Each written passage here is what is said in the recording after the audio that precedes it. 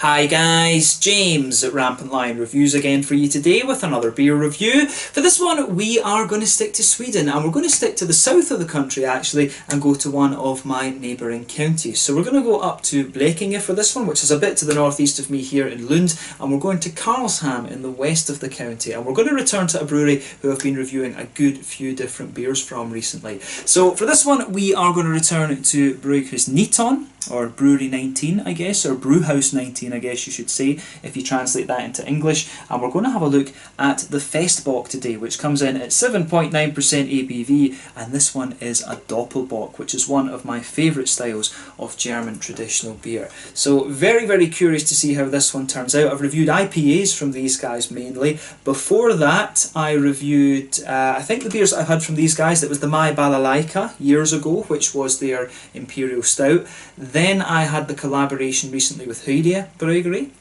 that they did, which was that kind of that sour beer. Then of course I had the International Haze, which was their collaboration with Heretic Brewing Company, and then more recently the Save, which was a collaboration with Secret Sisters Brewing. So this is my first dedicated review to Brygghus in quite a long time actually, so I'm very curious to see how this one turns out. This beer was recommended to me by one of my followers, and his name has gone straight out of my head. If he comments on the video I will recognise it instantly. His name is either Andreas or Alex if I remember rightly, but he actually lives very close to this brewery. I'm not sure if he lives directly in Karlshamn, but he's been recommending this particular beer and the brewery to me for quite a while. He wasn't very well for a period of time, but he used to comment on the videos pretty religiously actually, but I know that he's doing better now, so a big shout out to him. And I hope you enjoy this review, and I hope that I can remember your name off the top of my head at some point soon. But yeah, thank you for this recommendation, and as I say to the rest of you, this is one of my favourite styles of German traditional beer. I always enjoy it at Christmas time when you get these beers coming out along with the Scotch ales and the quadrupels and things like that. So yeah, let's see how we get on with this one then. So as always with my reviews, I'll tell you a little bit about the brewery before we taste the beer. If you want to get straight to the tasting, just fast forward. All the usual links are in the description below. That's the brewery website, the link to my other reviews that I've done from Brygghus before. No doubt you will see some more from these guys in the near future. There's all the usual social media down there as well. If you want to see more reviews, do please consider subscribing to the channel. The whole channel of course has a geography based tagging system, so you can go into the home page and search for beer based on country, city, state, county, province, prefecture, whatever it is you're interested in. Do check out the playlists of beers from different countries. There is one there for all the Swedish beers that I've reviewed for you. That's constantly being added to, and as always, please do get in touch and let me know some of the other beers and breweries that you guys would like to see me review. It's always great to hear from you guys that are watching the videos, and the support that you show the channel is hugely appreciated. So anyway, to tell you a little bit about Brygghus then, on to my brewery notes. So Brygghus, as I mentioned to you already, are based in Karlshamn in the western part of Blekinge in southern Sweden, and apparently these guys were the first microbrewery to open up in that county. So the brewery was founded back in 2012 by Dan Magnus Svensson, Magnus Carlsson and also Mikael Lundell. So the three men had worked together in the same company, and they entered a home brewing competition together and they won, and this was what really kind of prompted them to go on and start their own proper kind of commercial brewery as a result. So apparently Karlshamn has one of the deepest ports in Sweden, and it's also got quite a long tradition of brewing. The old brewery there was built in 1883 and the buildings were then demolished in 1982, and the current brewery that these guys have is in an old dairy mill very close to the harbour. The harbour in Karlshamn apparently is very pretty. I do need to go and check it out at some point. But the larger kit that the brewery has a 2,000 litre per brew capacity, and they've also kept their older kit, their smaller one, for making pilot batches and testing new recipes. Over the course of 2019 they started issuing shares, and this allowed them to invest heavily in the brewery's equipment. They also brought in Ida Iverson as their new brewer, and they've added various different pieces of equipment to the brewery. They went on to brew around 100,000 litres of beer that year, and they also purchased a distillery to expand their own kind of spirits operations as well. I'm not sure exactly what it is they're releasing there, but if they are going to release some whiskies, that would be very interesting for me to try, I think. But I think at the moment it's the likes of gin and things that they're producing. But in 2020 they are planning to expand the brewery further, or they were at least. I'm not sure if that will be affected by the whole COVID-19 situation, but as of June 2020 2020, when I'm filming this review for you, they've produced around 60 different kinds of beer. So yeah, they have been kind of scaling up over the last little bit, and I do hope that we start to see some more very interesting beers from Brygghus Niton. So we just need to see what these guys are going to release over the next little while. There's about 450 breweries, I think, in Sweden at the moment, so you know, there's a hell of a lot of activity to keep your eye on when it comes to these different breweries. So yeah, that's all I can really tell you about Brygghus Niton for the moment. As I say, the International Haze is probably the best beer that I've had from these guys so far. The My Balalaika back in the day was a very nice one, so hopefully this turns out to be a very nice example of a German beer. This is my first German style beer that I'm having from them, but as I say, it came highly recommended from one of my longer term followers, so I'm sure it will be a pretty interesting one. But yeah, that's all I can tell you about Brygghus Niton for the moment. If you want to learn more, check out the brewery website. You can follow them on Facebook and Instagram to keep up to date with all the latest goings on, and of course you can check out the Rate Beer, Untappd and Beer Advocate pages to learn more about all the different beers that these guys have done. So yeah, let's see how we get on with this one then. So as I mentioned to you earlier, this one is a 7.9% Doppelbock. We can get rid of the brewery notes for the moment, but yeah, as I say, this one is a 7.9% Doppelbock. Basically a Doppelbock is essentially a strong Dunkel lager, basically, and these are obviously fermented at very cold temperatures. I want to say it's either 4 degrees or 7 degrees that these are fermented at. I always forget, but yeah, really nicely presented. This one, as I say, this is one of their Christmas beers, Brygghus Niton. This has been sitting in my fridge for a little while. I just haven't got around to actually reviewing this one. The whole story about this beer being called a Bock, it's interesting because this beer style is actually well known in Munich. But it actually comes from Saxony originally, from what I understand. So the original Bock beers, they're from a little town called Einbeck. So these beers were called the Einbeck beers, but then when they were taken down to Munich, the Bavarians produced it like Einbock, and Bock, of course, in German means like a billy goat. So that's why on all of these Bock beers you do get the goats on the labels. So yeah, kind of an interesting story. I'm not sure if the Doppelbock itself, the double Bock, was actually developed in Munich, but the original Bock beers are from Einbeck in Saxony, in the kind of, you know, Germany has that curve. So you've got Bavaria down here, then you've got the curve, and then Czech Republic in here. So Saxony is this kind of region in the south of the former south of former East Germany, if you like. But yeah, that is the story of why the Bocks are called such. It was basically a difference in the accent between the Saxons and the Bavarians. So yeah, kind of cool. But there you can see it. There is the Brygghus Niton symbol on this one there. You can see that is also on the bottle cap, and like I say, 7.9% Doppelbock beer, this one. So yeah, let's get this guy out and we will get on with the tasting then. Very curious to see how this beer turns out. It is a little bit late being published, this one, but as I said to you, I do love a good Doppelbock, so you know, I want a taste of this one to see what it's like. The thing that we always rate this beer style on is authenticity, and I have to admit, I have found that a number of breweries that try the Doppelbocks, they always turn out a little bit more chocolatey or a little bit more bready in things compared to the original German ones. So I'm curious to see what this one has in store for us. But we always rate the Doppelbocks in terms of authenticity and compare them to the likes of the, you know, the Eing or Celebrate, or the Paulaner Salvator, the Augustiner Maximator. You've got the Weinstefan Carbinian and the Assam Bock as well from Weltenberger, and pretty much I think all of the Munich breweries have different. They all have different Doppelbocks. Of course, I think I've reviewed most of them actually. Come to think of it, but I think I still need to get a few of the other ones. I think the Hacker Shore is one that I still need to review, and I think, did I review the Spaten one? I think I did review the Spaten one, but yeah, I need to check and see what Doppelbocks I still have to review. But yeah, as you can see with this one, this one's actually poured a lovely, nice kind of mahogany ruby kind of colour. You can see the head is about a quarter to a third of a finger. It's a nice sort of ivory coloured head with a little bit of a beigey tint. One or two big bubbles sticking towards the side of the glass, a few little ones going up towards the bottom of the head there, and the head is just fading away to be a very, very thin foamy layer actually. I really like how that how that's turned out. But yeah, definitely one of the... It's a bit darker, this one, than some of the ones I've come across. Usually they can come across a bit brighter, but going by the colour here and the rubbiness that the beer has, I've got a feeling that this one may well turn out to be really nice and authentic. As I say, I have found with non-German brewers trying this one quite often, they do turn out to be a little bit more kind of bready and chocolatey and things. At least that's what I found with other Swedish Doppelbocks that I've had. I know that Abeltoft Gårdsbryggeri over on Öland in Denmark, they're very good when it comes to the brewing the German styles authentically, but I'm hoping that these guys have something nice in store for us here. So I still think it's strange to think that a Doppelbock beer is actually just a very strong malty lager actually. But yeah, in terms of its appearance, nothing particularly surprising about this one. A lovely nice kind of ruby, dark sort of mahogany, nearly rosewoody type colour out of this one. So yeah, let's have a look at the aroma then and see how we get on. Oh, now yeah, this smells very authentic actually. It does say on the side here that there's a good number of different Munich malts in this one.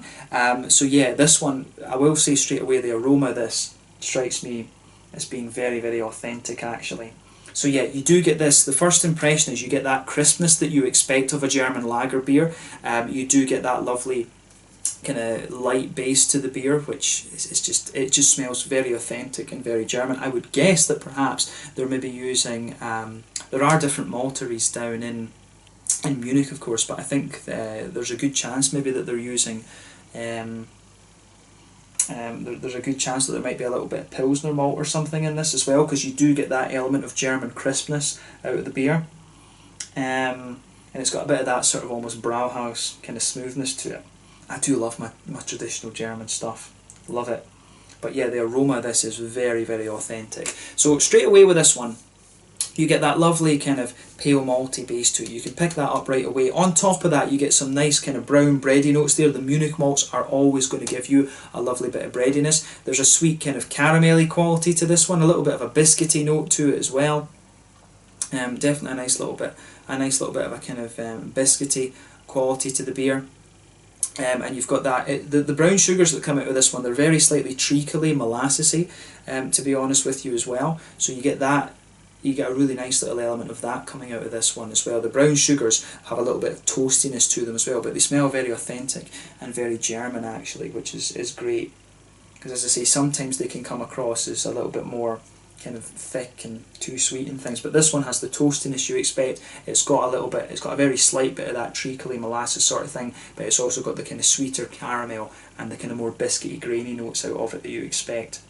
Yeah, there's definitely one or two little nutty undertones to the beer, a few little woody elements to it as well, but this one in terms of its malty side of things is pretty much bang on for what you would expect from this style. I think it's 7.9% as well. I think this is a little bit stronger than some of the German ones. If I remember rightly, the Celebrator is about, I think the Celebrator is like 7.5 if I remember rightly. I can't remember what the Corbinian is, but I remember having Corbinian at the Weihenstephan pub in Freising, and it was beautiful actually. I really enjoyed that. But yeah, the aroma coming out of this beer is very, very nice, I have to say. I do like how this one, how this goes together. It smells really great and really, really authentic. You've got some lovely, the breadiness, the brown sugars, the woody, the nutty kind of notes you get out of this. It's really kind of spot on. A lot of people say that Doppelbocks have a chocolatey note to them. I wouldn't say so. To me, it's brown bread and brown sugars all the way. But yeah, on the hoppy side of things, you've got a nice little touch of earthiness there. It's definitely German noble hops that are in here, most probably Northern Brewer. It's the one that usually gives you a lot of these lovely red fruity notes. But yeah, you get a nice little bit of earthy note out of it. There's a wee touch of a herbal quality, some nice floral aromaticity, quite bright as you would expect from the German noble hops, a little bit of a lighter grassiness, and then you've got the lovely kind of fruity characters to the beer as well. So yeah, when you take the aroma in, you will get a nice kind of juicy kind of plummy note out of this one. There is a bit of a figgy quality there. I don't really get a raisiny sharpness from this one, which is what you can sometimes get. There's a bit of a juicy figgy quality there, but then the more you smell of it, the more you start to get a kind of blackcurranty, blackberry-ish type note to it, but I think it's a kind of figgy and plummy note that's the most prominent with this one in terms of its fruity aromas actually. So yeah, this one, in terms of its authenticity of the aroma, big thumbs up for me. I think they're on to something with this, so I really hope that translates into the flavour. I've got high hopes for this one, I have to say. But yeah, let's have a taste of this one then and see how we get on. Very excited for this now. So this one is the Festbock, a 7.9% Doppelbock from Brygghus in Karlshamn in Blekinge, in the southern part of Sweden, the western side of the Blekinge county. Let's get stuck in. Slange, skål, prost.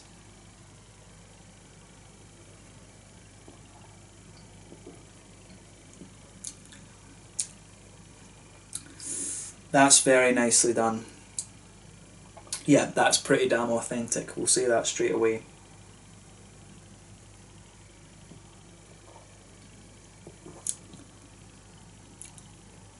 Yeah, this is pretty damn nice, I have to say. This gets a big thumbs up from me. I really like how this goes together. It's definitely, it has that good level of authenticity to it. I would say though that it is one of the more, my first impression of it is that it is one of the slightly more bready leaning Doppelbocks that I've had, but I think they've got this one down pretty damn nicely. So big thumbs up to Brygghus for this. They've got this great, like, really nicely done.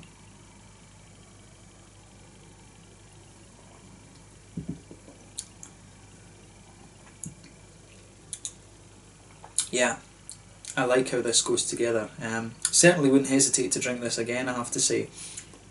So yeah, where to start with this one? It gets a big thumbs up from me. I really like this. As you know, I'm a huge fan of my German traditional beers, and this is one of the most authentic ones I think that I've had outside of Germany. I mean, I would put this up there with the ones that Abeltoft Gores Brewery are producing. I've had the Helles and the Dunkel from them, and to be honest, I highly suspected that they had a German brewer, but it turns out that I was wrong. They didn't have a German brewer. I think it was they just got very, very good at those styles. Actually, I really thought that the brewer they had was either German trained or was German. But yeah, this is a very, very nice take on the Doppelbock style. This is one of the, I think this might be one of the best ones you might find outside of Germany. This is really well done.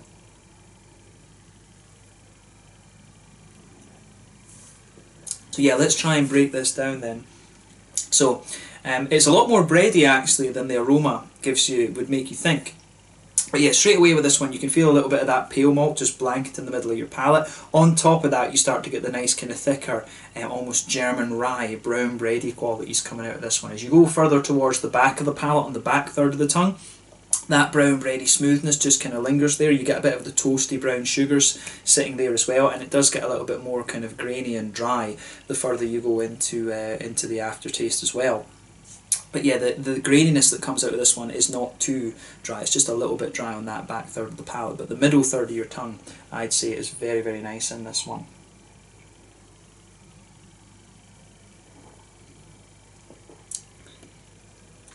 But yeah, I really like how this goes together. The brown bready qualities, I think, are really nice. Actually, it smooths out very, very nicely. But if you go to the very centre of your tongue, it's almost like you've got a kind of island in the centre of your tongue, and then all the kind of brown sugary notes sort of pile up on top of that. So forming the base of it, you've got a little bit of that more kind of caramelised, treacly, molassesy sort of thing. And as you move further up on that, you start to get the more kind of toasty caramel. So, as I say, caramelised, sort of treacly molasses, more toasty caramel. And as you go right into the centre of the palate, you start to get that sweeter caramel sitting there. And of course, that's the thing that's kind of covering up the booze from this beer. And you know, if you move further out from that sort of peak in the middle of your tongue, you start to get a few more kind of biscuity elements to the beer as well.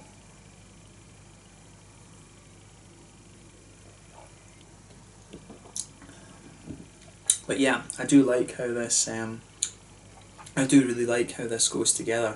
If you go to the front corners of your palate, then move diagonally back a little bit, you will start to get a few woody undertones to the beer.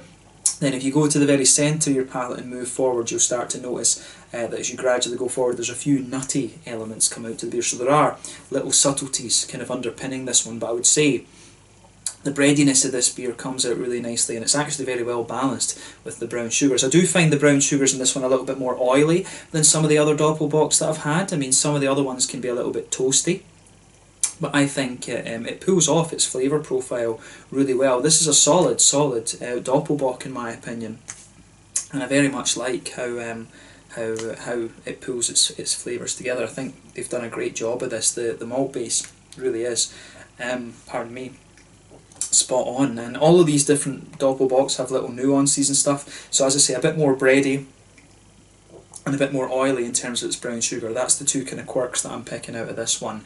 So on the hoppy side of things then, the back corners of the palate, you've got a little bit of that typical German kind of noble earthiness there. It's quite a bright earthiness, as I've always told you, but as you move further forward from that, you get a few wee herbal elements. As you reach the front corners of the palate, it's a little bit brighter and more floral. Then round the front curve of the tongue, the beer is just a little bit lighter and grassy, and then when you go behind the front curve of the palate, of course, that's where you get that nice oily bubble where the juicy fruity esters push their way out of the beer. So the front third of the tongue, I think, is very, very nice actually.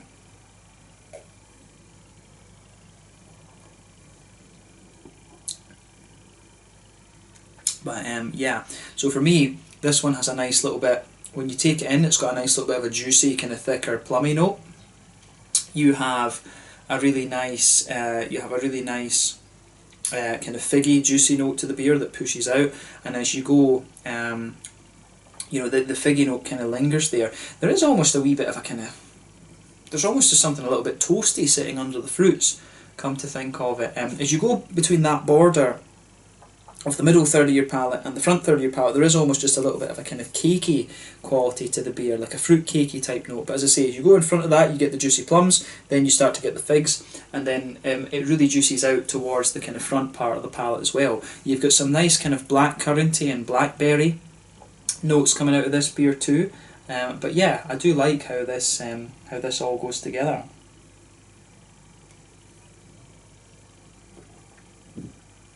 Yeah, the fruity notes you get out of this, I think, are really nice. It gets a big, it does get a big thumbs up for me on the fruity side of things. It does. This one almost does have a little. It's got a tiny little bit of that almost kind of phenolic-y quality to it, but that's very, very minimal compared to what you'll find in, say, you know, an English barley wine or like a Belgian Dubel or something like that. There is just a little bit of that sort of phenolic-y type note in there. But yeah, the further you go into the aftertaste, the more you start to get a few kind of black curranty, blackberry-ish type esters out of this one. But yeah, this one is quite nice. That's probably another quirk that I'd pick out of this one actually. The further you go into the aftertaste, this Doppelbock does just get a little bit kind of, it does just get a little bit almost cakey and things like that. So yeah, I have to say I really like this one. In terms of its authenticity, I think that it's really nice, and I'm finding that the more and more that I drink of this, the more it kind of thickens up actually. So it's a very interesting one, I have to say. I like what they've done with this, so certainly wouldn't hesitate to drink this again. I'd love to see them have a go at, you know, a Helles, and if they can do the Doppelbock like this, it would be really interesting to see them have a go at, you know, a Weizen or a Helles or something else. It'd be cool to see them have a go at some of these other traditional German beers actually, because they're onto a solid, they've got a solid recipe with this one. In terms of the mouthfeel of this one then,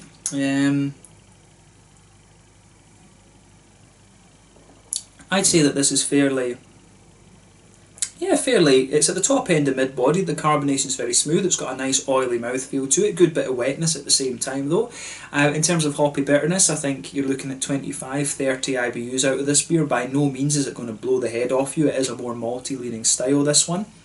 The malt base, like I say, nice smooth breadiness to it. There is a little bit of grey dryness there that comes out further in the aftertaste, but I think that's compensated for by the kind of big oiliness from the malts and the kind of sweeter elements of the brown sugars as well. So I really appreciate that side of the beer too. You've got a nice little bit of a juicy fruity note to it. It's got a little bit of oiliness to the fruity side actually, but yeah, I mean, for me overall, the hoppiness in this is just at a good level as well. But this is a very, very nice take on the Doppelbock, and I can see why it was recommended to me. I want to say that the person that recommended this, maybe his name was Adam Edwardsson. That's the name. That name is coming into my head just now. It definitely began with an A. His first name definitely begins with an A, and his second name is an E as well. And he's commented on a lot of videos. So I want to say it's Adam Edwardsson that has done that. It's just popped back into my head just now. Shame it didn't do that earlier. Just my brain's a bit crazy. But yeah, he's recommended me a very, very nice beer, so a big thank you to my follower for recommending this one to me. So yeah, let's leave it at that for this. This one is the Festbock, a 7.9% Doppelbock from Brygghus in Karlshamn in Blekinge County here in the south of Sweden. A really nice example of the Doppelbock style. Definitely a bit more bready leaning, a bit more oily in its brown sugary notes, and just a little touch cakey as well. Those are the kind of quirks that I can pick out of this one, but I think one of the best ones I've had that's been brewed outside of Germany. So yeah, big thumbs up to Brygghus for this one, and I do hope that I can try a few more German style beers from them in the future. But yeah, thank you again for watching my beer reviews. Let me know your own thoughts on this one in the comment section below. Let me know what your favourite beers are from Brygghus as well. Check out all their social media and things. Check out my social media as well. Do give me some other Blekinge County recommendations, because I've not reviewed all that many beers, pardon me, from over there, and there's probably various breweries there now that I haven't heard of before, so do let me know some of those, and hopefully I can review them for you at some point in the near future. But yeah, this one was the Festbock, 7.9% Doppelbock from Brygghus in Karlshamn in Blekinge County, over in the kind of southeast of Sweden. Slanja, Skull, thank you for watching, I'll catch you guys later. Make sure you check out this beer. Cheers.